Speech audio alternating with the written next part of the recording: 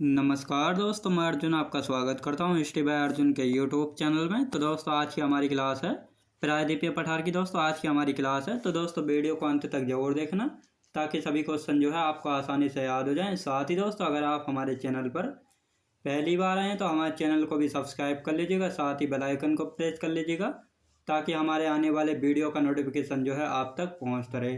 तो दोस्तों आज की क्लास में जानेंगे प्रायद्वीपीय पठार के बारे में। तो दोस्तों आज की क्लास शुरू होती है हमारे मालवा के पठार से, जो आज की क्लास हमारी शुरू होती है।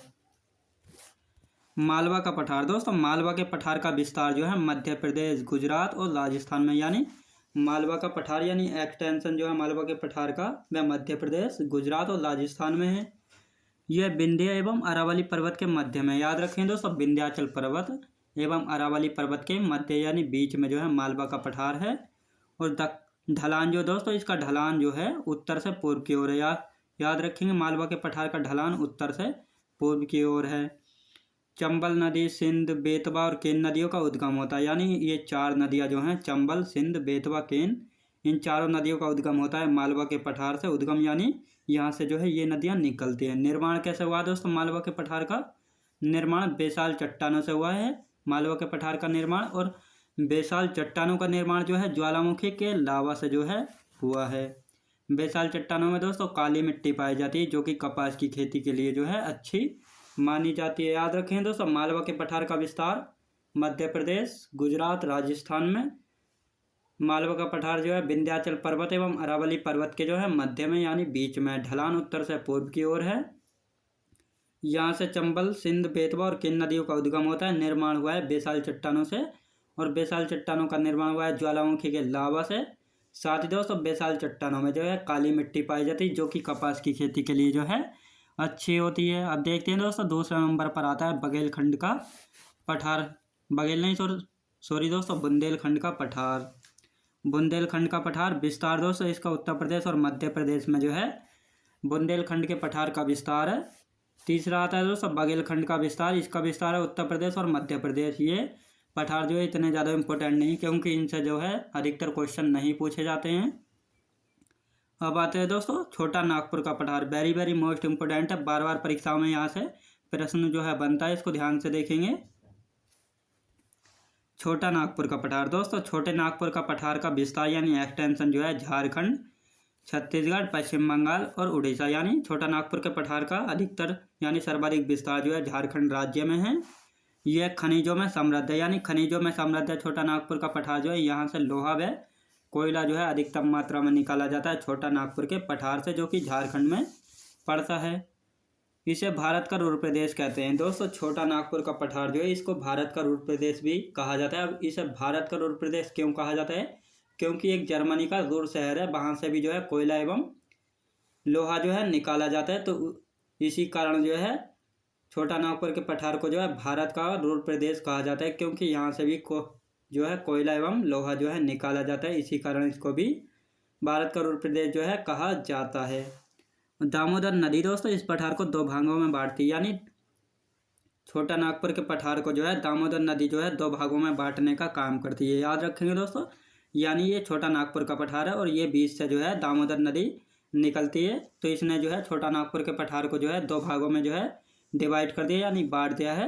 तो ऊपर का पठार हो जाता है दोस्तों यानी नॉर्थ वाला हिस्सा हजारीबाग पठार, ये जो कि उत्तर में है, और दक्षिणी यानी साउथ वाला हो जाता है दोस्तों रांची का पठार। ये रांची का पठार और ये है हजारीबाग का पठार। तो पहले हजारीबाग के पठार के बारे में देखेंगे।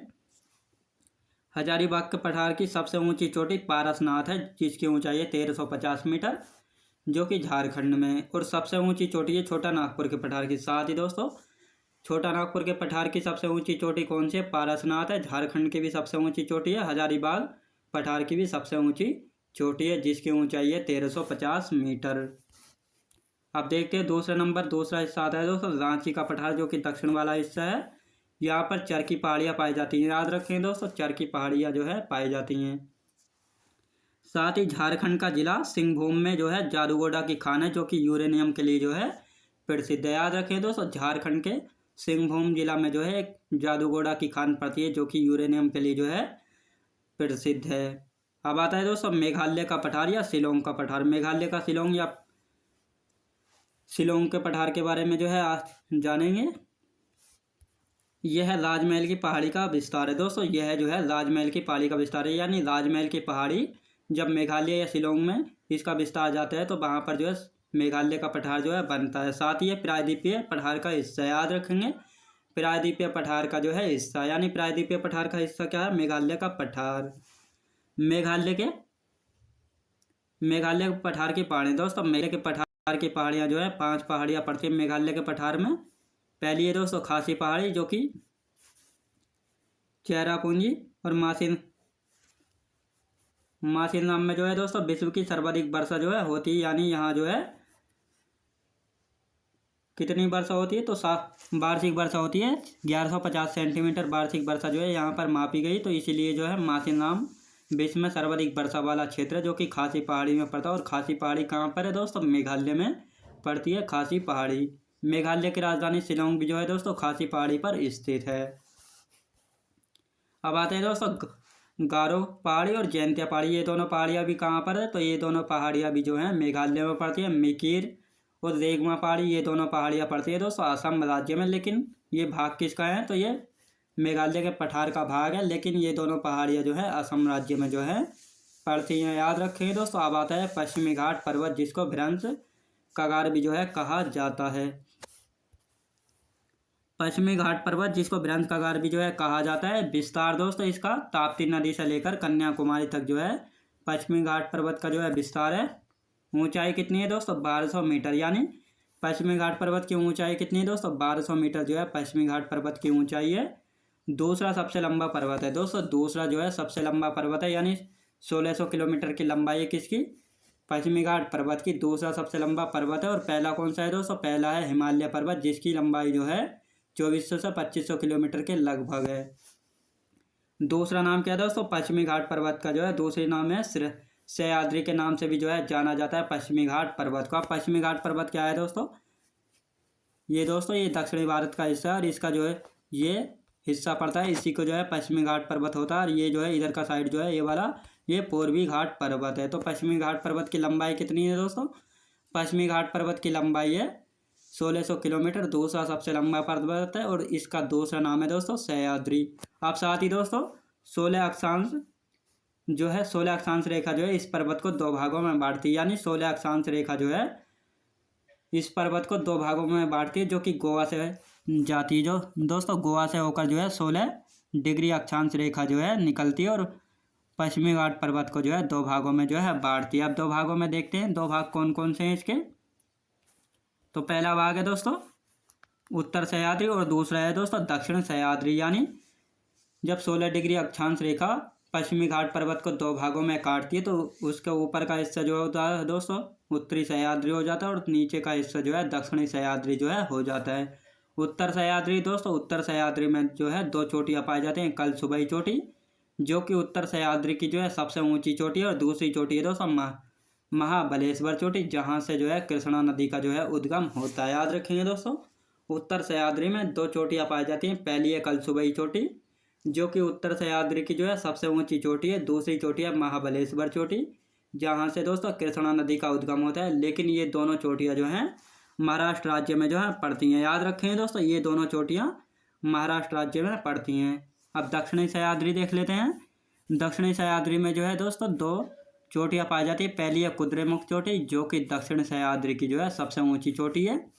दूसरी है ब्रह्मगिरी चोटी, और यहाँ से जो है दोस्तों कावेरी नदी का उद्गम होता है। अब ये दोनों चोटियाँ दोस्तों कर्नाटक राज्य में पड़ती हैं। याद रखेंगे, यानी दक्षिण सह्याद्री में जो है 2 चोटियाँ हैं। कुद्रेमुख चोटी, जो कि दक्षिण सह्याद्री में की सबसे ऊंची चोटी है, और दूसरी है ब्रह्मगिरी चोटी, जो कि कावेरी नदी का उद्गम जो है यहाँ से होता है। और ये दोनों चोटियाँ जो हैं दोस्तों कर्नाटक राज्य में जो हैं पड़ती हैं। अब आता है दोस्तों नीलगिरी पहाड़ी। नीलगिरी पहाड़ी जो है अब इनके बारे में जानेंगे। नीलगिरी पहाड़ी दोस्तों, नीलगिरी पहाड़ी भी जो है बहुत इंपॉर्टेंट है, तो इसको भी ध्यान से देखेंगे। विस्तार जो है कहाँ से कहाँ तक है? कर्नाटक, केरल और तमिलनाडु राज्य में जो है नीलगिरी पहाड़ियों का विस्तार है, इन 3 राज्यों में। पूर्वी घाट पर्वत एवं पश्चिमी घाट पर्वत के मिलान बिंदु पर है नीलगिरी की पहाड़ी। याद रखेंगे दोस्तों, यानी ये दक्षिणी भारत है दोस्तों, इसका जो इधर हो गया हमारा पश्चिमी घाट पर्वत, और इधर हो गया पूर्वी घाट पर्वत, यानी इनके मिलान बिंदु पर जो है ये नीलगिरी की पहाड़ियाँ हैं, याद रखें दोस्तों। पश्चिमी घाट पर्वत एवं पूर्वी घाट पर्वत के मिलान बिंदु पर जो है नीलगिरी की पहाड़ियाँ जो है पड़ती हैं, और नीलगिरी पहाड़ियों का विस्तार कर्नाटक, केरल और तमिलनाडु राज्य में है। सबसे ऊंची चोटी दोस्तों नीलगिरी पर्वत की जो है, नीलगिरी पहाड़ी की जो है सबसे ऊंची चोटी कौन सी है? डोडा बेट्टा जो है नीलगिरी पहाड़ी की सबसे ऊंची चोटी, जिसकी ऊंचाई कितनी है? 2637 मीटर जो है इसकी ऊंचाई है डोडा बेट्टा की, जो कि दक्षिण भारत की दूसरी सबसे ऊंची चोटी है। याद रखेंगे दोस्तों, दक्षिण भारत की दूसरी सबसे ऊंची चोटी कौन सी है? डोडा बेट्टा है, जिसकी ऊंचाई है 2637 मीटर। याद रखेंगे। अब देखते हैं दोस्तों पर्वतीय नगर यानी हिल स्टेशन। पर्वतीय नगर यानी हिल स्टेशन ऊटी यानी ऊतक मंडल जो है यहीं पर जो है पड़ता है, और शांत घाटी इस पहाड़ी पर हैं जो कि केरल में। याद रखेंगे दोस्तों, शांत घाटी यानी साइलेंट वैली जो है इस जो कि केरल राज्य में स्थित है, और यहाँ जो है सबसे ज़्यादा जैव विविधता जो है पाई जाती है।